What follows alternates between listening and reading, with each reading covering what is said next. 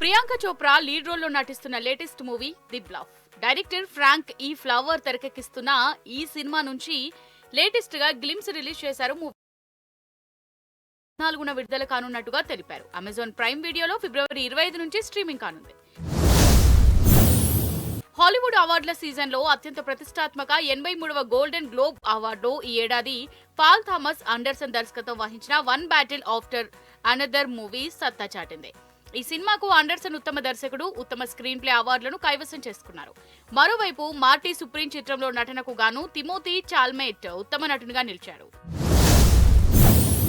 Young hero Sharwanand నటిస్తున్న latest movie నారీ నారీ నడుమ Murari. Latest గా ఈ మూవీ ట్రైలర్ విడుదల చేశారు movie team. Director Ram Abbaraju తెరకెక్కిస్తున్న feel good family entertainer trailer తో నవ్వులు పంచుతోంది. సంక్రాంతి కానుకగా ఈ సినిమా జనవరి 14న థియేటర్లలోకి రానుంది. డైరెక్టర్ అనిల్ రావిపూడి ఓ ఇంటర్వ్యూలో మాట్లాడుతూ కోలీవుడ్ హీరో దళపతి విజయ్ తన చివరి సినిమాకు దర్శకత్వం వహించే అవకాశం తనకు వచ్చిందని తెలిపారు.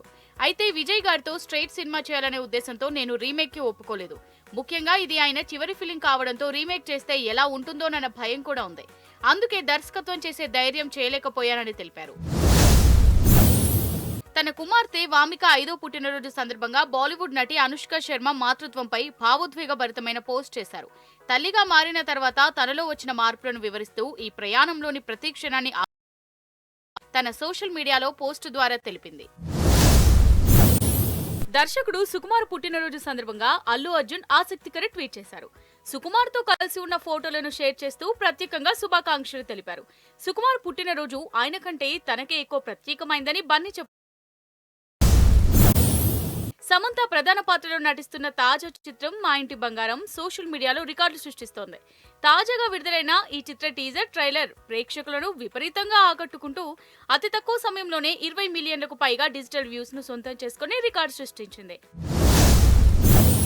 మలయాళ మెగాస్టార్ మమ్ముట్టి నటించిన latest crime thriller Kalamkaval digital ఎంట్రీకి సిద్ధమైంది.